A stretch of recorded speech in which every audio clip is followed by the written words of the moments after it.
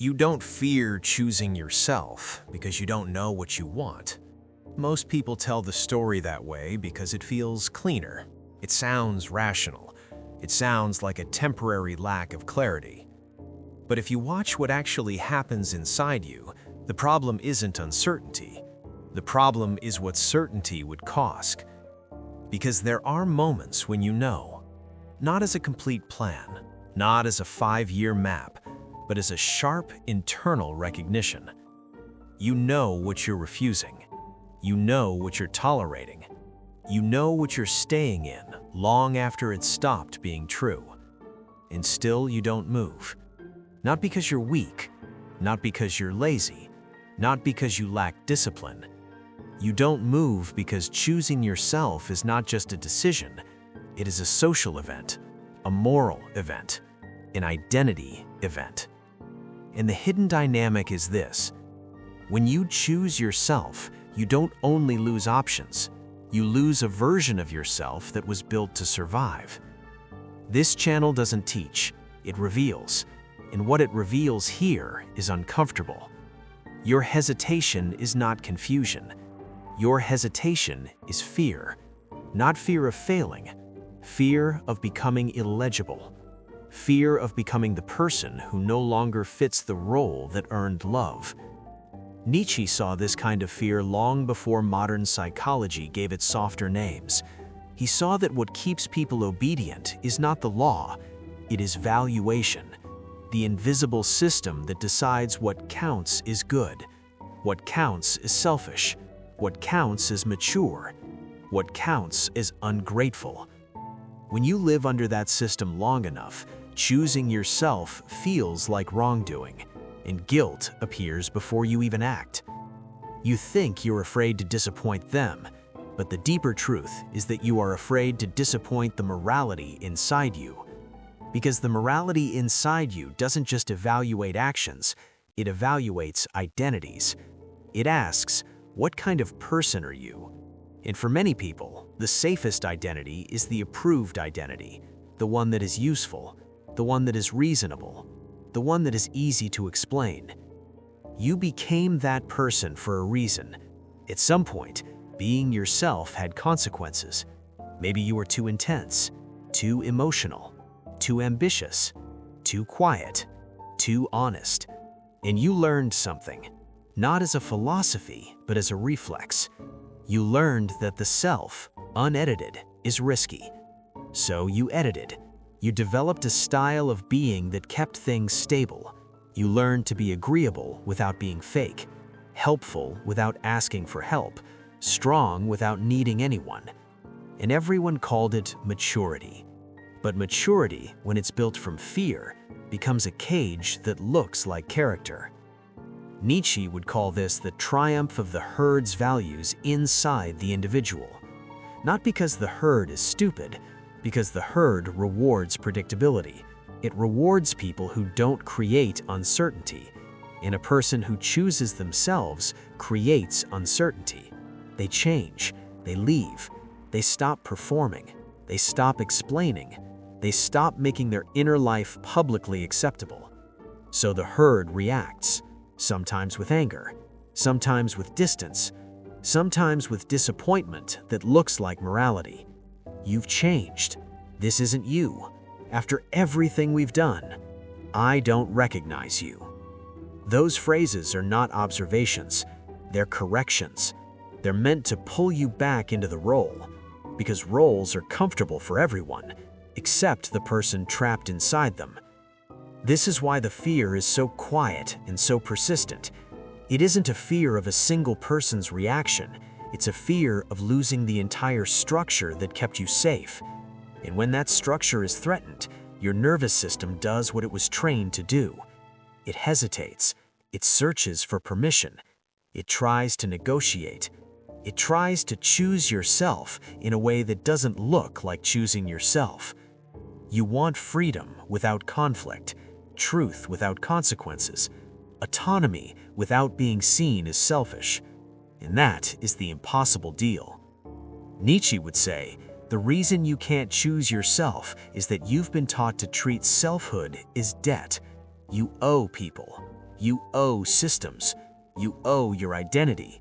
You owe the story that made you acceptable. So every time you move towards yourself, a counterforce appears. Not externally, internally. A voice that sounds like reason. Be realistic. Don't be dramatic. Think of your family. Don't burn bridges. Don't make waves. Sometimes those warnings are wise, but sometimes they're just obedience wearing the costume of maturity. And you can tell the difference by the feeling that follows. If the warning protects you from real danger, it brings calm. If the warning protects you from disapproval, it brings shame. Shame is the signature of the moral system, because shame does something simple and effective. It makes you police yourself. You don't need to be controlled from the outside if you can be controlled from within. Nietzsche believed this internalization was one of the deepest mechanisms of moral power.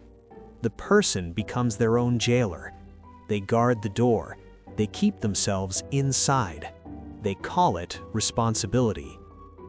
Now look at the moments where you almost chose yourself, where you almost said the truth, almost ended it, almost left, almost asked for what you wanted. What stopped you? It often wasn't logic, it was an image of you as the villain. You imagined how you would look: cold, ungrateful, selfish, arrogant, disloyal. You imagined being misunderstood, and you felt guilty. This is the core. Choosing yourself threatens your moral image. And for many people, their moral image is their primary source of safety, because when you've been trained to earn love through being good, goodness becomes identity, not ethics, identity. So the idea of being seen as not good feels like annihilation.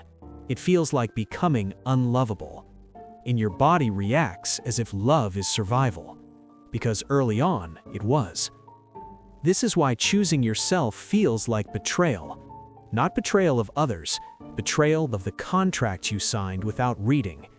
I will remain the version of myself that keeps the peace. Peace, in this context, is not calm, it's compliance. It's the absence of conflict because you are constantly adapting. And adaptation is expensive. You pay with your will. Nietzsche would say, the will doesn't disappear, it weakens. It becomes hesitant. It becomes indirect. It expresses itself as exhaustion, resentment, numbness. Because when the will cannot act directly, it finds other channels. And those channels are messy. You start procrastinating. You start sabotaging. You start feeling tired for no clear reason. Because part of you is resisting, not the world, the role. Now there's a deeper layer. Sometimes you fear choosing yourself, not because you love the people around you, but because you fear what choosing yourself would reveal about them. If you choose yourself, you might discover they only loved the role. If you choose yourself, you might discover your relationships were built on your compliance. If you choose yourself, you might discover the approval was conditional. That discovery is painful, so you avoid it. You keep the role alive because it keeps the illusion alive. Nietzsche would call this a kind of moral economy. You offer obedience and self-denial, and in exchange, you receive belonging. But belonging purchased through self-denial is not belonging, it's membership. And membership has rules. One of the rules is, don't become too much. Don't become too free. Don't become too unpredictable. Because unpredictability exposes the truth of the arrangement. Now this is where people misunderstand Nietzsche again. They think he wants you to become ruthless. He doesn't. He wants you to see what's happening. Because once you see it, you stop confusing guilt with truth. Guilt is not a compass. Guilt is a leash. It pulls you back toward what others can tolerate. And the more you obey it, the smaller you become. This is why the fear is not only emotional, it's existential. Choosing yourself means leaving a familiar identity, even if that identity hurts you, because familiarity is a kind of safety. You know how to be the responsible one, the strong one, the helpful one, the reasonable one, the one who doesn't need much. You know how to get approval inside that identity. If you choose yourself, you may lose your expertise. You may become a beginner, and beginners are vulnerable. They don't know how to perform worth yet. So you stay in what you know, and you call it practicality. But practicality is sometimes a mask for fear. Nietzsche would say, many people prefer a painful certainty to a liberating uncertainty, because uncertainty forces you to create values, not follow them. And creating values is terrifying. It means you can't hide behind tradition. You can't say, this is just how things are. You have to decide what matters. And when you decide what matters, you become responsible for your life. That responsibility feels like weight, so you avoid it. You keep asking for permission, from friends, from mentors, from the internet, from anyone who might tell you that your desire is legitimate. But the real permission you're looking for is not practical, it's moral. You want to feel like you are still good while choosing yourself. You want to feel like you are still lovable while setting a boundary. You want to feel like you are still worthy while disappointing someone. And that is where the trap closes. Because the moral system that trained you to be good will never fully approve of you becoming free. Freedom is, by definition, disobedience to inherited valuation. It is a refusal to be governed by external meaning. So the system will always produce guilt, always produce hesitation, always produce inner arguments. And if you keep waiting for the guilt to disappear before you act, you will wait forever. Nietzsche would say, the question is not how to eliminate fear. The question is what your fear is protecting. Because fear is often loyalty. Loyalty to the identity that kept you safe. Loyalty to the people who rewarded that identity. Loyalty to the story that made your life coherent. So your fear is not irrational, it is rational inside the world you were trained to live in. But that world has a cost.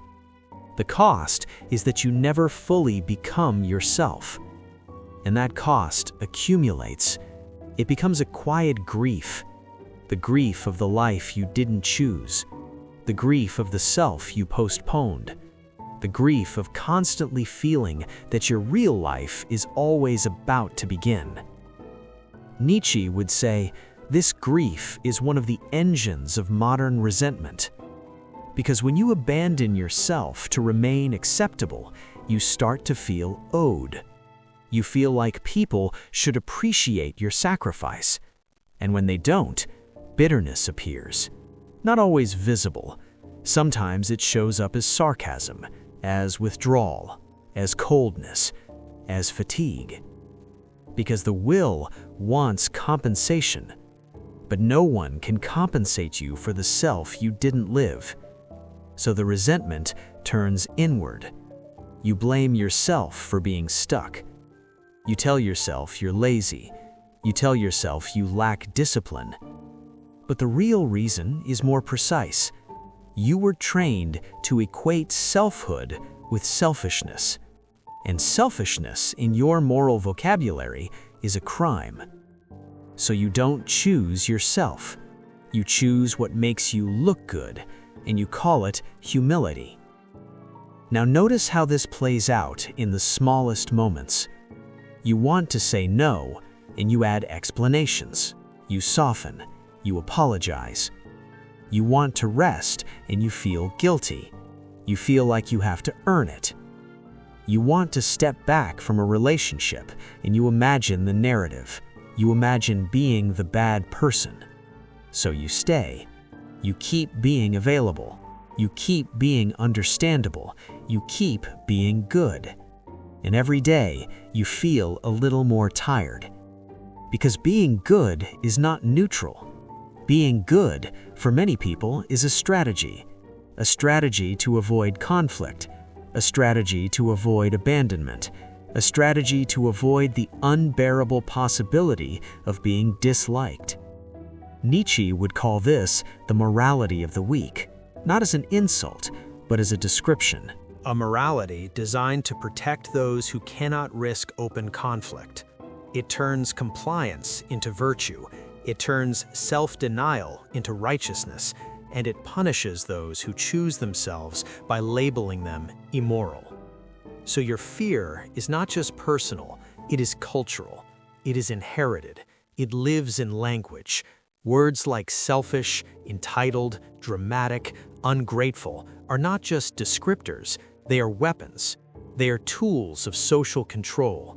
They keep people small. They keep people legible. They keep people in roles. And if you grew up in an environment where those words were used often, your nervous system learned to avoid them like fire. So you avoid the behaviors that might attract them.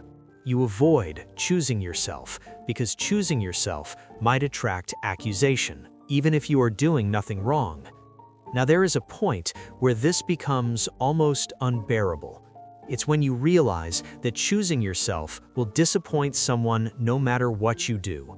If you stay, you disappoint yourself. If you leave, you disappoint them.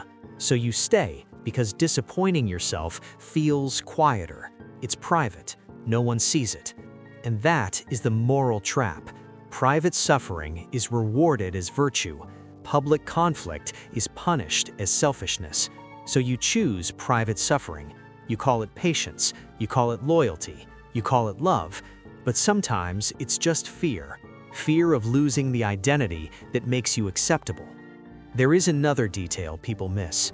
Sometimes you don't choose yourself because you secretly believe you haven't earned the right.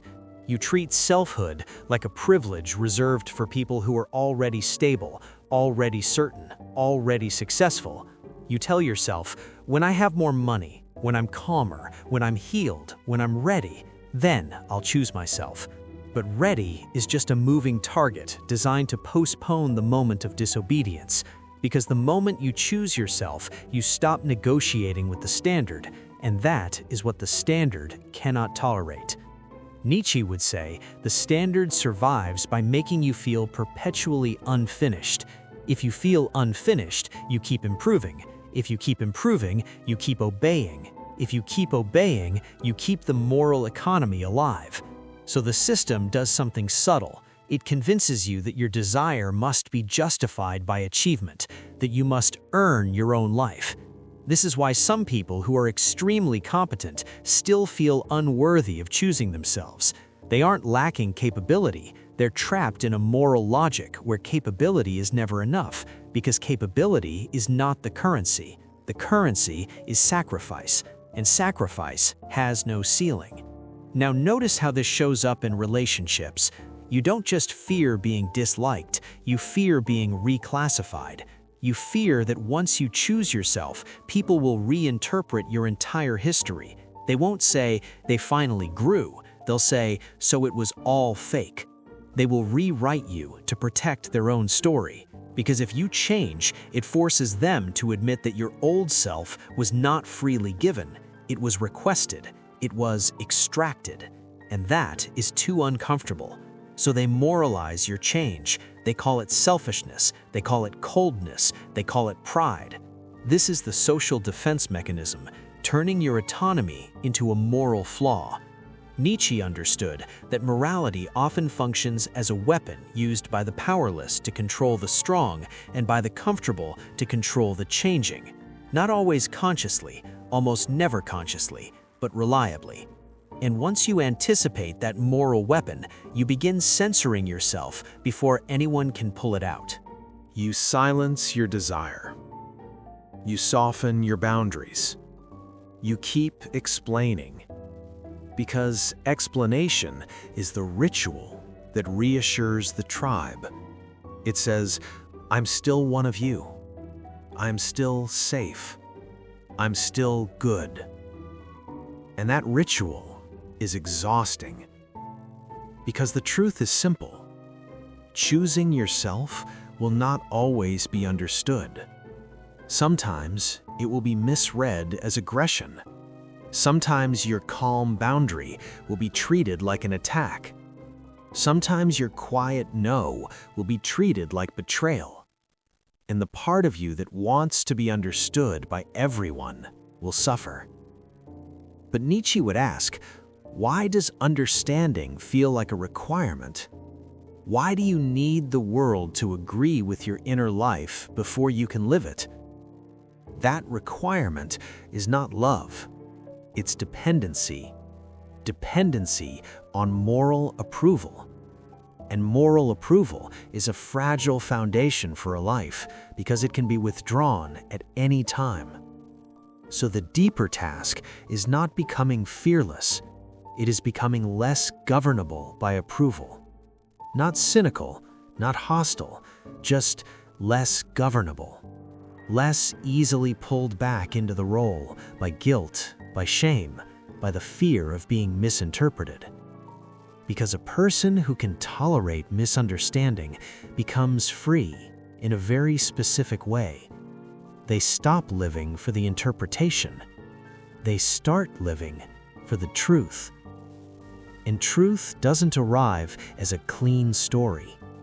It arrives as a decision you can't fully justify to everyone. It arrives as a boundary that doesn't come with a speech. It arrives as a departure without a villain. It arrives as a life that is no longer optimized for comfort, yours or theirs. And that is why it feels like fear. Because it is the fear of social death. Not literal death, the death of your role, the death of your image, the death of the version of you that made sense to people who needed you to stay the same. That death is real, and your body knows it. So if you feel your chest tighten when you imagine choosing yourself, it doesn't mean you're broken. It means you're about to exit an economy that rewarded your self-denial. And every economy punishes those who stop paying. The question is whether you can tolerate the punishment long enough to stop buying your life back with obedience. Nietzsche would say, one of the most radical acts is to stop confusing your fear with your goodness. To see that your goodness may be a compromise with a moral system you didn't choose. And once you see that, something changes. Not in your behavior immediately, in your perception. You start noticing how often you seek permission. You start noticing how often you are managing impressions. You start noticing how often you are negotiating your own life. And that noticing is painful because it reveals a simple truth.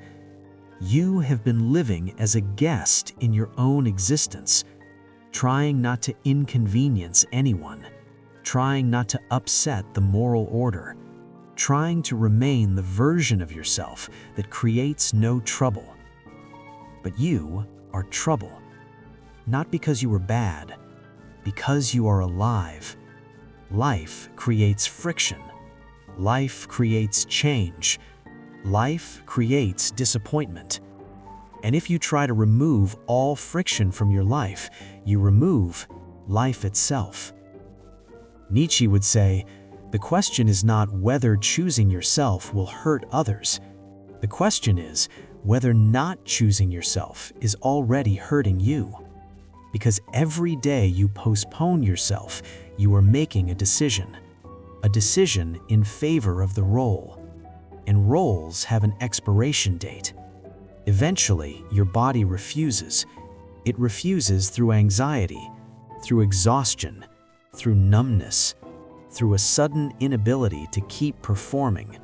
And people call it burnout. But sometimes it's not burnout. Sometimes it's the self returning, not politely, violently. because it was ignored for too long. Now, you might be listening and thinking, so what do I do? This channel doesn't give you steps, because steps would become another performance, another way to do the right thing without facing the real issue. The real issue is moral permission. You have to become the kind of person who can be misunderstood, who can disappoint someone and remain intact, who can lose approval without collapsing. Not because you want conflict, because you want truth. And truth is not always kind in the social sense. It is kind in the existential sense. It stops the slow self-betrayal. Nietzsche would say, becoming yourself is not a calm journey. It is a revaluation, a dismantling, a refusal. And refusal triggers guilt, because guilt is the system's defense. So if you feel guilt when you move toward yourself, it doesn't mean you're wrong. It might mean you're finally stepping outside the inherited valuation. And that is why the fear feels so intense. It's not the fear of action, it's the fear of exile. Exile from the moral community that rewarded your compliance. Exile from the identity that kept you safe. Exile from the story people tell about you. And the most painful exile is internal. Exile from the version of yourself that you learned to love because others loved it. So here's the question that stays after the video ends. The next time you feel that hesitation, that feeling that you need permission to choose yourself, ask quietly, am I afraid of making the wrong decision, or am I afraid of becoming the wrong person in someone else's eyes? If you removed the moral labels from your mind, selfish, ungrateful, dramatic, what would you choose? And if you didn't have to remain the version of yourself that keeps the peace, who would you be, starting today? If this resonated, you're not the only one. Stay with the channel. Silence.